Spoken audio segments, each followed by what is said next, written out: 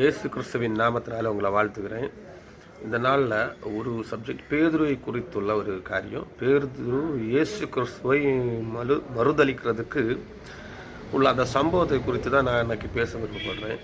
அதில் மத்தேயு 26:34 இயேசு பேதுருவை பார்த்து சொல்கிறாரு, சேவல் கூவதற்கு முன்பாக நீ என்ன பண்ணுவ? 3 தடவை என்ன பண்ணுவ? மறுதளிப்பாய். அழகாக அதில் சொல்லுவார்.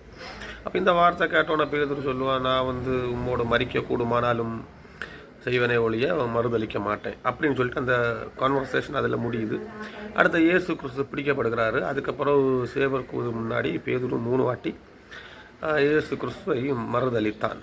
இதுதான் சப்ஜெக்ட். அப்போ இதில் மறுதளிப்பதை குறித்து நாம் என்ன தெரிஞ்சிருக்கிறோம்னு உள்ளது மட்டும்தான் நமக்குள்ள பேஸ் கருத்து. இந்த நாட்கள் நான் அதை படிச்சுட்டு இருக்கும்போது தேவன் புதிதாக ஒரு கண்ணோட்டத்தில் தேவன் என்னிடத்துல பேசினார். அதை நான் ஷேர் பண்ணுறேன். அதில் எவ்வளவு தூரம் எனக்கு தேவன் பேசினார், எல்லாருக்கும் அதை டச் ஆகுமான்னு எனக்கு தெரிய மாட்டல. இருந்தாலும் அதை நான் ஷேர் பண்ண விருப்பப்படுறேன். அப்போ இந்த 34வது வசனத்தில் இயேசு கிறிஸ்துவோட நாவுனால் சொன்னார், பேதுருவே நீ என்ன பண்ணுவ? மறுதளிப்ப. சேவல் கூறுவதற்கு முன்பாக 3 தரம் நீ என்ன பண்ணுவ? மறுதளிப்ப. அப்போ இந்த வார்த்தையை ஆழமாக பேதுரு என்ன பண்ணுறான்? உட்கொண்டுட்டு தான் அவன் என்ன பண்ணுறான்? இயேசு கிறிஸ்துவ கூட யாத்திரை பண்ணுறான். இதில் என்ன ஒரு கருத்துன்னா, இயேசு கிறிஸ்துவோடு யாத்திரை செய்த ஒரு சீசனை குறித்து தான் இயேசு கிறிஸ்து சொல்கிறாரு, நீ என்ன மறுதளிப்ப. அப்போ இயேசு கிறிஸ்துவோட யாத்திரை செய்யாத ஆள்களை குறித்து மறுதளிக்கிறதை குறித்து அவர் கவலைப்படவே இல்லை. இயேசு கிறிஸ்துவோடு இருக்கிறவங்களை குறித்து தான் அவர் பேசுகிறார். இந்த நாட்கள்லையும் மறுதளிப்புன்னு சொல்கிறது யாருக்கு கூறியதுன்னு பார்த்தீங்கன்னா, இயேசு கிறிஸ்துவோடு யாத்திரை செய்து கொண்டிருக்கிறவர்கள். இன்னும் ஆழமாக சொல்ல போனால், விசுவாசத்தில் நிறைத்திருந்து இயேசு கிறிஸ்துவை சொந்த இரட்சகராக ஏற்றெடுத்து ஸ்நானத்தை எடுத்து அதன் பாதையிலே நடந்து கொண்டிருக்கிறாங்க. அவங்களுக்கு தான் இயேசு கிறிஸ்துன்னு சொல்கிறாரு, நீ என்னை மறுதளிப்பாய்.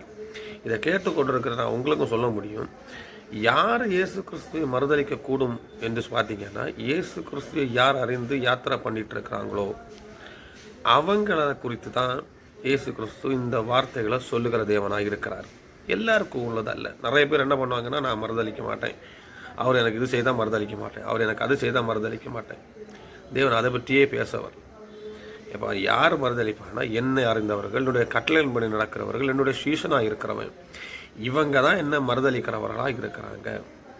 இவங்க மாறி நிற்கிறத தான் ஏவன் என்ன பண்ணுறாரு? மறுதளிப்புன்னு சொல்கிறாரே ஒழிய அல்லாமல் நின்றுட்டு நம்ம இயேசு கிறிஸ்துவ எனக்கு தெரியாது அப்படி. இது முதலாவது நாம் சொந்த ரட்சகராக ஏற்றெடுத்திருக்க வேண்டும்.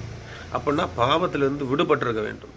அப்படி விடுபட்டு தேவனோடு யாத்திரை செய்து கொண்டிருக்கிறவர்கள், அவரோடு பல காரியங்களை அறிந்து அவருடைய பாதையில் கற்களும் முற்களும் சில இடத்துல ஃபாஸ்டிங் கூட இருந்திருக்கிறார், அதெல்லாம் அனுபவித்து போயிருக்கிறவர்களுக்கு தான் இயேசு கிறிஸ்து சொல்கிறாரு, நீ கஷ்டம் வரும்போது என்ன பார்த்து என்ன பண்ணுவ? மறுதளிப்ப. அப்போ நாமளும் பல தடவை சொல்லுவோம், என்ன நான் மறுதளிக்க மாட்டேன்ப்பா, நீங்கள் மட்டுமாக எனக்கு செய்தீங்க, இனிமேல் மறுதளிக்க மாட்டேன்.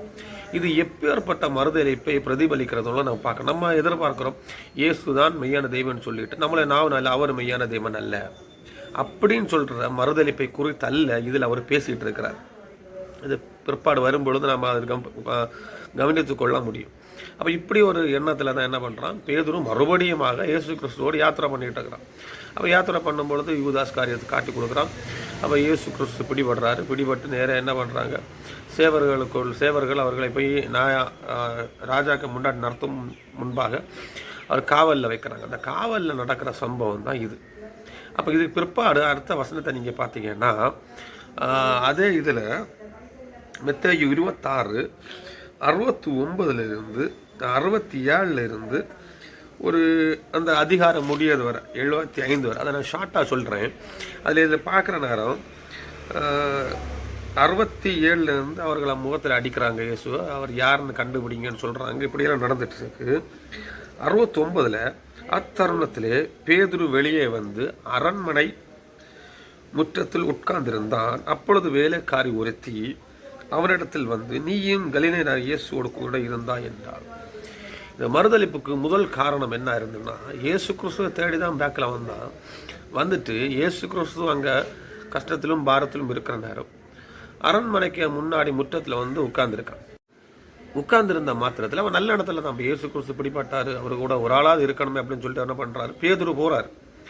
பேதுரு போய் அவனுக்கு மைண்டில் இருந்திருக்கும், இயேசு கிறிஸ்துவோட நான் ஒருத்தன் இருக்கிறேன், என்ன நடக்குன்னு பார்ப்போம், என்ன ஆகுது அப்படி பார்க்குற நேரம் இந்த சம்பவத்தை எல்லாம் வந்து அவர் அறிகிறாரு. எனக்கு தெரிஞ்சு வருத்தத்தோடு தான் இருப்பார். ஆனால் இந்த சூழ்நிலையிலையும் பேதுரு கூட இருக்கிறான். அந்த முற்றத்தில் இருக்கிற நேரம் ஆட்டோமேட்டிக் அங்கே உள்ள ஒருத்தி வந்து என்ன சொல்கிறா, இவனும் இயேசு கிறிஸ்துவோடு கூட இருந்தவன் தான், அது எனக்கு தெரியும் அப்படின்னு ஃபஸ்ட்டு வார்த்தை அங்கே சொல்கிறாப்புல. அப்போ இவன் என்ன சொல்கிறான்னா, அதற்கு அவன், நீ சொல்கிறது எனக்கு தெரியாது என்று எல்லாருக்கும் முன்பாக மறுதளித்தான். அப்போ எனக்கு தெரியாது, நான் உட்கார்ந்துட்டு இருக்கிறேன், நான் இயேசுவோடு இருந்தவன் என்று நீ சொல்லுகிற, அது எனக்கு இல்லைன்னு சொல்கிறத விட எனக்கு தெரியாதுன்னு சொல்கிறான். நான் உட்கார்ந்துட்டு இருக்கிறதே எனக்கு தெரியாமல் இருக்குது அப்படின்னு சொல்கிறான். இதில் ஃபஸ்ட்டு மறுதளிப்புக்கு உள்ளாடி என்ன மறைந்திருக்குன்னு பார்த்தீங்கன்னா, எல்லாத்துலேயும் தான், ஃபஸ்ட்டு மறுதளிப்புன்னு இல்லை, எல்லாத்துலேயும் தான் இயேசு கிறிஸ்துவோடு இருக்கிறவங்க ஒருவேளை வெளியில் அவங்க சொல்லலாம், நான் வந்து அவரு கூட இருக்கிறேனா இல்லையா, உன்னை ஒரு ஆள் கேட்கல, நீ இயேசு கிறிஸ்துவோட தானே இருக்கிற, அவரு கூட தானே ஊழியம் பண்ணிகிட்டு இருக்கிற, அவரை தானே ஏற்றிட்டு நடக்கிற, நீ வந்து அந்த சர்ச்சுக்கு போகிற, இங்கே போகிற, நீ பல காரியங்கள் செய்கிறது எல்லாமே இயேசு கிறிஸ்துவை சார்ந்தாலே செய்துட்ருக்க, நீ அங்கே இருக்கிறத நான் பார்த்துருக்கிறேனே, நீ அந்த மீட்டிங்கில் இருக்கிறத பார்த்துருக்கிறேனே, நீ அந்த காரியத்தில் இருக்கிறத பார்த்துருக்கிறேனே, இந்த நன்மையான காரியங்கள் செய்கிற நேரம் நீ இருக்கிறத நான் பார்த்துருக்கிறேனே அப்படின்னு சொல்கிற நேரம் பேதுரு என்ன சொல்கிறான், ஆட்டோமேட்டிக்காக எனக்கு தெரியாது. அப்போ நான் அங்கே தான் இருக்கிறேன்னா, அவரு கூட தான் இருந்தேனான்னு கூட எனக்கு தெரியாது, அவர் இயேசு கிறிஸ்துவான்னு கூட எனக்கு ஞாபகம் இல்லை, எனக்கு தெரியாது, நான் இருக்கிறது தெரியலையே அப்படின்னு சொல்லிட்டு இருக்கிறேன், நான் இருக்கிற இடங்கள் எனக்கு தெரியாமல் இருக்குது, இதில் எல்லாம் இயேசு கிறிஸ்து இருந்தாரா அந்த ஒரு கண்ணோட்டத்தில் என்ன சொல்கிறான், சொல்லி மறுதளிக்கிறான். இயேசு கிறிஸ்துவை தெரியாது என்று சொல்கிறத விட இயேசு கிறிஸ்துவை மறுதளிக்கிறான்னு சொல்கிறது எதுக்கு அடையாளமாக இருக்குன்னா, நாம் இயேசு கிறிஸ்துவோடு இருக்கிறோன்னு சொல்கிறது நமக்கு தெரியுதோ இல்லையோ, நம்ம ஒதுங்குறோமோ இல்லையோ, நம்முடைய இருதயம் மாறி நிற்கிறதோ இல்லையோ, வெளியில் உள்ள ஆளுகளுக்கு தெளிவாக தெரியுது, இவர் வந்து இயேசு கிறிஸ்துவோட இருக்கிற ஒரு மனுஷன், இவரை நான் இந்த மாதிரி சுபாவத்தில் பார்த்துருக்கிறேன், இந்த மாதிரி கேரக்டர் இயேசு கிறிஸ்துவ தான் உண்டு, அவர் போகிற இடத்துல எல்லாம் பேதுரு இருந்திருக்கிறான். அப்போ இது நம்முடைய வாழ்க்கையில் எப்படி பிரதிபலிக்கும்னா, இயேசு கிறிஸ்து எங்கெங்கே இருக்கிறாரோ அந்த மாதிரி இடத்துல நாம் இருக்கிறவர்களாகவே இருக்கிறோம் உள்ளது யாருக்கு தெரிய வரும், வெளியில் உள்ள ஜனங்களுக்கு தெரிய வரும். இதுதான் உண்மையிலேயே ஒரு சீஷத்துவத்துக்கு ஒரு அடையாளம். ஒரு சீஷனாக இருக்கிறவன், இயேசு கிறிஸ்துவுக்கு ஃபாலோவராக இருக்கிறவங்களுக்கு அவங்க வாலண்டியராக வாய் திறந்து சொல்ல வேண்டிய தேவையில்லை, நான் இயேசு கிறிஸ்துவோடு யாத்திரை பண்ணிகிட்டு இருக்கிறேன், நான் பயங்கரமாக ஜெபித்து கொண்டிருக்கிறேன், நான் ஆராதனை பங்கு பெற்றுட்டு இருக்கிறேன், நான் சுவிசேஷம் சொல்லிட்டு இருக்கிறேன். இது அல்ல, இயேசு கிறிஸ்துவுக்கு சுபாவம் எங்கெங்கே இருக்கிறதோ அந்த இடத்துல எல்லாம் நாம் இருக்கிறவராகவே இருந்தால் நம்மளை பார்க்கிறவர்களுக்கு தெரியும், இவன் இயேசு கிறிஸ்துவோடு யாத்திரை செய்கிறவனாக இருக்கிறான் என்று. நம்ம வாழ்க்கையில் இயேசு கிறிஸ்துவோடு யாத்திரை செய்து உண்மையிலே யாத்திரை செய்து கொண்டிருக்கிறவங்கள பார்த்தாலே நமக்கு தெரியும், இவங்க வந்து இயேசு கிறிஸ்துவோட இருக்கிறவங்க ஒருத்தங்க. இன்னும் ஆழமாக சொல்ல போனால், நாம் மறைந்திருக்கலாம், ஆனால் ஜனங்களுடைய கண்களுக்கு முன்பாக நாம் மறைந்திருக்கவில்லை. நாம் ஒருவேளை ஒதுங்கி போயிட்டு இருக்கலாம். இயேசு கிறிஸ்து அறிந்த அநேக ஜனங்கள், அபிஷேகத்தில் நிறந்தவங்க, இயேசு கிறிஸ்து சொந்த ரட்சகராக ஏற்றெடுத்திருக்கவங்க, அவங்க எங்கெங்கே போகிறாங்களோ தனிமையாக அவங்கள பற்றி தெரியும், இவங்க உண்மையிலே இயேசு கிறிஸ்துவோடு உறவாடுகிறவர்களாக இருக்கிறாங்க. அவங்கள சுபாவம் அவங்கள என்ன பண்ணுமா, வெளிப்படுத்தி கொடுக்கும். இயேசு கிறிஸ்து என்னென்ன செய்தாங்களோ அது வந்து இவங்க போகிற இடத்துல எல்லாம் செய்துட்டு இருப்பாங்க. அது வேலை விஷயமா இருக்கட்டும், சர்ச்சாக இருக்கட்டும், குடும்பமாக இருக்கட்டும், எல்லா விஷயத்திலையும் அவங்க செய்துட்டு இருக்கிற காரியங்களை பார்க்கும் பொழுதே இயேசு கிறிஸ்து இவங்களோட இருந்தாங்க அப்படின்னு. இப்படி பேதுருவை பற்றி சொன்னப்போ பேதுரு அந்த சூழ்நிலையில் சொல்கிறான், எனக்கு தெரியாது, என்ன பண்ணுறேங்க, விட்டுருங்க, நானும் என்னையும் இயேசு கிறிஸ்துவோட இருக்கிறவன்னு என்ன சொல்லாதீங்க, அப்படி தான் பேதுரு சொல்கிறேன். அப்படி சொன்னது மாத்திரத்தில் தான் இதுதான் மறுதளிப்பு. நாம் ஒதுங்கி நிற்கிறவர்களாக இருந்தால் அது இயேசு கிறிஸ்துவை மறுதளிக்கிறவர்களாக நாம் இருக்கிறோன்னு அர்த்தம். ஃபர்ஸ்ட் பாயிண்ட், இயேசு கிறிஸ்துவ தெரியாது, இயேசு கிறிஸ்து யாருன்னு தெரியாது, அவரோட இருக்கல்ல அப்படின்னு சொல்கிறது இல்லை. இயேசு கிறிஸ்துவோட இருந்துட்டு நான் அதற்கெல்லாம் அப்படி செய்கிற ஆள் இல்லை, நான் இயேசு கிறிஸ்துவ சுபாவத்தின்படி நடக்கிற ஆள் இல்லை, அவருக்கு சுபாவத்தின்படி இருக்கிற ஆள் இல்லை, அப்படி மாறி நிற்கிற குணம் உள்ளவர்களாக இருந்தால் நான் மறுதளிக்கிறோன்னு அர்த்தம். நமக்கு இயேசு கிறிஸ்துவ போல உள்ள ஒரு சுபாவம் இருக்கா, தைரியமாக ஃப்ரெண்டில் நிற்கணும். அதை விட்டுட்டு யாராவது சொல்கிற நேரம், இல்லை நான் அதுக்கு பழக்கம் இல்லை, நான் ஜெபத்துக்கு அவ்வளோ கிளியர் இல்லை, நான் அப்படி பண்ணுற ஆள் இல்லை, எனக்கு அதுக்கு டேலண்ட் இல்லை, அந்த மாதிரி ஆள் கிடையாது, எனக்கு அவங்ககிட்ட பேச முடியாது, நான் அவ்வளோ உயர்ந்தவன் அல்ல அப்படின்னு சொல்கிறதல்ல. உண்மையாக இருக்கிற சீஷன்மார் இயேசு கிறிஸ்துவோட இருக்கிறோன்னு சொன்னால் நாம் அவரோட நிற்கிறோன்னு அர்த்தம். அல்ல அவன் முடியாது இல்லை அப்படின்னு சொல்கிறது ஃபஸ்ட்டு மறுதளிப்பாக இருக்கிறது. இப்படி சொல்லிட்டேன்னா திருப்பி அடுத்த கான்வர்சேஷன் வருது. அடுத்த நீங்கள் பார்த்தீங்கன்னா 71 அவன் வாசல் மண்டபத்திற்கு போன பொழுது, அப்போ அந்த இடத்துலேருந்து மாறி என்ன பண்ணுறான், அடுத்த ஒரு வாசலின் மண்டபத்துக்குள்ளே என்றான். ஒரு பிளேஸ்லேருந்து இன்னொரு பிளேஸ், ஒரு சிச்சுவேஷன்லேருந்து இன்னொரு சிச்சுவேஷனுக்கு மாறி போகிறாங்க. அந்த சிச்சுவேஷனில் அவங்கள இனி இயேசு கிறிஸ்து கூட இருந்தவேன்னு ஒரு லேடி சொன்னப்போ, அப்போ இதில் இருந்தால் இனி பிரச்சனை, நான் இந்த கூட்டத்தில் இருந்தால் பிரச்சனை, இந்த மாதிரி ஆக்டிவிட்டியில் இருந்தால் பிரச்சனைன்னு சொல்லிட்டு இனி நம்ம கிறிஸ்டியன் லைஃப்பில் இந்த மாதிரி இருக்கக்கூடாது, நெக்ஸ்ட் ஆக்டிவிட்டிக்கு நம்ம மாறுவோம், நான் கிறிஸ்தவன் என்று வெளியே தெரியாமல் இருக்கணும் அப்படின்னு சொல்லி, அது ஒரு பயத்தின் சுபாவமாக இருக்கலாம். இயேசு கிறிஸ்து நல்லா அறிஞ்சிருப்போம். ஒருவேளை ஒரு பிரச்சனை வர நேரம் மாறி இருக்கிற சுபாவம், நம்ம ரசிக்கப்பட்டவர்கள் தான், இயேசு கிறிஸ்து அறிந்தவர்கள், அபிஷேகத்தில் உள்ளவங்க தான். ஆனால் ஒரு பிரச்சனை வரும்போது இயேசு கிறிஸ்துவோட இவனும் அந்த கூட்டத்தில் உள்ளவன் அப்படின்னு சொல்கிற நேரம் மாறி இருக்கிற குணம் நம்மகிட்ட இருக்குன்னா நான் மறுதளிக்கிறவர்களாக இருக்கிறோம்னு அர்த்தம். ஆனால் அபிஷேகத்தில் தான் இருப்போம், ஆனால் ஜெபிக்கிறவர்களாக தான் இருப்போம். அப்படி அடுத்த என்ன பண்ணுறான், ஒரு மண்டபத்தின் வாசல் அடியே போனான்னு வேறொருத்தி அவனை கண்டு இவன் நசரேய இயேசுவோடு கூட இருந்தான் என்று அங்கே இருந்தவர்களுக்கு சொன்னான். அவன் ரெண்டாவது வாட்டி என்ன சொல்கிறான், இவனும் என்ன பண்ணுறான், இவன் இயேசு கிறிஸ்துவ கூட தான் மறுபடியும் இவன் இருந்தான் என்று அவன் என்ன பண்ணுறான், திருப்பியும் கன்ஃபர்ஸ் பண்ணுறான். இதுக்கு அர்த்தம் என்னன்னா, தேவன் ஒரு வாட்டி நம்ம கிறிஸ்துவுக்குள்ளே இருக்கிறோம் அப்படின்னு தெரிஞ்சிச்சுன்னா நம்ம அதை அக்செப்ட் பண்ணி பழகிக்கொள்ள வேண்டும். அக்செப்ட் பண்ணலைன்னா நம்ம எங்கே போனாலும் திருப்பியும் அந்த சுபாவம் நம்மளை காமிச்சு கொடுத்துட்டே இருக்கும், நம்மளால் சும்மா இருக்க முடியாது. நான் உண்மையிலே சொல்ல போனால் உண்மையிலே ரட்சிக்கப்பட்டவர்களுக்கு இயேசு கிறிஸ்து சுவிசேஷத்தை சொல்லாமல் இருக்க முடியாது. அவர் எப்படிப்பட்ட யாத்திரை செய்தாரோ அதுபோல தான் நம்மளும் செய்துகிட்டே இருப்போம். ஒரு ப்ரேயராக இருக்கட்டும், ஆராதனை இருக்கட்டும், ஓடோடி செஞ்சுட்டே இருப்போம். ஒரு பிரச்சனை இருக்கிற இடத்துல நம்ம இருப்போம், இயேசு கிறிஸ்துவ கூட தான் இருப்போம், அவர் நம்ம கூட தான் இருப்பார். இருக்கிற நேரம் யாராவது நம்மளை கிண்டல் அடிக்கவோ ஏதாவது ஏன் நீ இப்படியா நீ அப்படின்னு தான் சொல்கிற நேரம் நாம் ஒதுங்கி போகிறவர்களாக இருந்தால் அது என்னது, மறுதளிப்புக்கு அடையாளமாக இருக்கும். அப்படி நம்ம ஒரு நாளும் செய்யக்கூடாது. ரெண்டாவது தடவை என்ன பண்ணுறாரு, பேதுருக்கு வார்னிங் கொடுக்குறாரு. இல்லைன்னா பேதுருக்கிட்ட சொல்கிறாரு, எப்பா இதுதான் நீ எவ்வளவுதான் என்ன கூட இருந்துட்டு இப்படியெல்லாம் இருக்க நேரம் நீ மாறி நிற்கணும்னு நினச்சாலும் அந்த சுபாவம் உன்னை மாற்றி விடாது. நீ என்னோடு இருந்துட்ட, நீ என்னோடு இருக்கிற நேரம் நீ எங்கே போனாலும் என்னுடைய சுபாவம் உன்னிட்ட வெளியில் காட்டிகிட்டே இருக்கும், என்னுடைய மகிமை உன்னிட்ட வெளிப்பட்டுட்டே இருக்கும், என்னுடைய பேச்சுகள் உன்னிட்ட வெளிப்பட்டுட்டே இருக்கும் அப்படின்னு சொல்லிக்கிட்டு என்ன பண்ணுறான், அங்கேருந்து அவன் திருப்பியும் மாறிப்போய் 73 சற்று நேரத்துக்கு பின்பு அங்கே நிற்கிறவர்கள் பேரத்தில் மெய்யாகவே நீ அவர்கள் ஒருவன் உன் பேச்சு உன்னை வெளிப்படுத்துகிறது.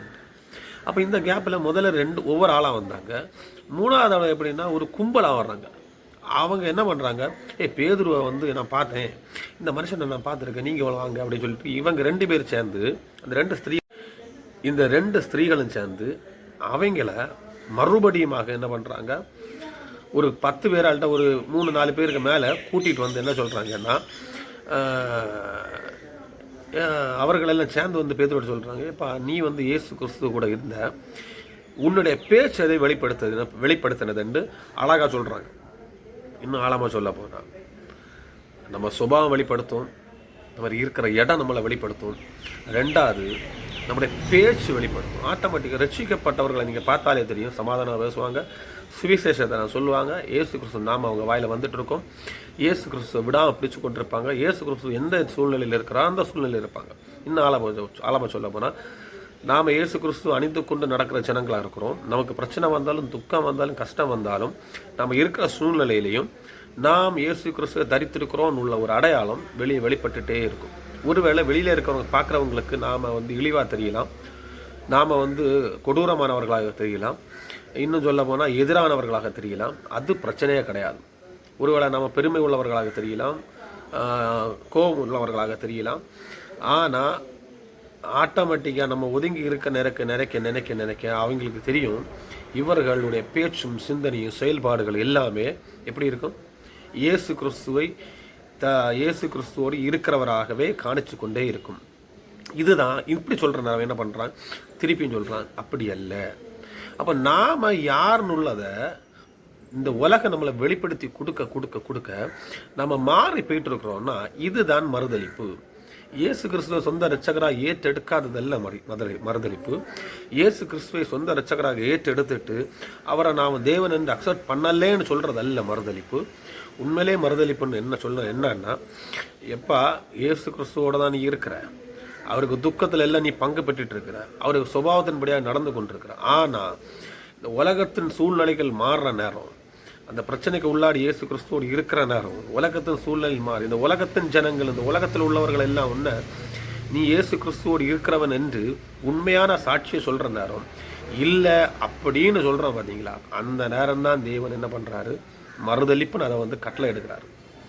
இது சொல்லி முடித்த மாத்திரத்தில் ஆட்டோமேட்டிக்காக சேவையில் என்ன பண்ணுறது, கூற நேரம் தான் அவனுக்கு புரியுது. அவன் மனம் கசந்தால தான். என்னத்துக்கு அழுதான்னா, இப்போ நான் இவ்வளோ தூரம் உங்கள் கூட இருந்தேன், உங்கள் கூட தான் இருக்கிறேன், இதை ஜனங்கள் அறிந்து கொண்டார்கள், ஆனால் நான் அக்செப்ட் பண்ண விடலையே, ஆமான்னு சொல்கிறதுக்கு எனக்கு தைரியம் இல்லையே, நீர் என்னுடைய நேசகுமாரன் சொல்கிறது எனக்கு தைரியம் இல்லையே. இதை தான் ஆட்டோமேட்டிக்காக இந்த நாட்களில் நடந்துகிட்ருக்கு, நம்ம கிறிஸ்டியன் லைஃப்பில் நடந்துகிட்ருக்கு. இப்படி யாரெல்லாம் செய்துட்டு இருக்கீங்களோ அவங்க எல்லாம் இயேசு கிறிஸ்து மறுதளித்து கொண்டிருக்கிறார்கள். நானாக இருந்தாலும் ஒருவேளை இயேசு கிறிஸ்துவாக இருந்தேன்னா சுவிசேஷம் சொல்வதற்கு தாமதமாக போயிட்டு இருக்கிறேன், நான் மறுதளித்துட்டு இருக்கிறேன்னு அர்த்தம். இன்னும் ஒரு இடத்துல நம்ம தேவனை ஆராதிக்கும்படியாக, தேவனோடு நிற்கும்படியாக, உதவி செய்யும்படியாக, தேவனோட சுபாவத்தை வெளிப்படுத்தி கொண்டுட்டு இருக்கிறேன்னா, ஒரு சூழ்நிலை மாறினப்போ பேக் அடிக்கிறீங்களா, அது தேவனை நீங்கள் என்ன மறுதளிக்கிறீங்க. இன்னும் ஆழமாக சொல்ல போனால், தேவனோடு இருக்கிறன்னா தேவனோடு தான் சஞ்சரித்து கொண்டிருக்கிறோம். ஏதோ ஒரு சூழ்நிலைகளோ கஷ்டங்களோ அவமானங்களோ ஏதோ காரணம் எனக்கு முன்னாடி நின்றுட்டு, ஏப்பா நீ இயேசு கிறிஸ்துவோடு இருக்கிறீ, நீ ஏன் இப்படி இன்னும் சோர்ந்து போயிருக்க அப்படின்னு யாராக கேட்குற நேரம், நாம் இல்லை எனக்கு தெரியாது, அப்பேற்பட்ட நான் அந்த மாதிரி ஆள் கிடையாது அப்படின்னு சொல்கிறீங்களா, நீங்கள் இயேசுகிற மறுதளிக்கிறவர்களாக இருக்கிறது. இயேசு கிறிஸ்து எதிர்பார்க்கிற மறுதளிப்பு, சொல்லுகிற மறுதளிப்பு இதுதான். இந்த மறுதளிப்பிலேருந்து மாறி நிற்கும்படியாக தான் இயேசு கிறிஸ்து என்ன சொன்னாருன்னா, ஏப்பா நீங்கள் எல்லாம் என கூட நிற்கிறீங்க, பேதுருட்ட அழகாக சொல்கிறேன், நீ என்ன கூட தான் நிற்கிறேன், எல்லாம் என்ன கூட தான், ஆனால் நீ என்ன பண்ணுற, என்ன ஏன்னா கூட ஃபுல்லாக நிற்கிறதுக்கு உனக்கு முடியலையே, அதுதான் அதில் நீ வந்தது சரி, ஏன்னா பேக்கில் வந்த அந்த முற்றத்தில் வந்திருந்த 2-3 பேர் என்னை பற்றி நீ எனக்குள்ளவன் அல்ல பேதுரு இயேசுவோடு இருந்தவேன்னு சொல்கிற நேரம் உனக்கு சாலிட ஆமான்னு சொல்கிறதுக்குள்ள தைரியம் வராமல் போயிடுச்சு. இதை தான் அவர் அழகாக சொல்கிறாரு. நோ, அதனால் இந்த நாட்களில் மறுதளிக்கிறதுனா என்னன்னு மறந்து கொண்டோம். இது நம்மளோட வாழ்க்கையை தேவனை மறுதளிக்காதபடி நாம் வழி நடத்துவோம். தேவன் நம்மளை ஆசீர்வதிப்பார். ஆமென்.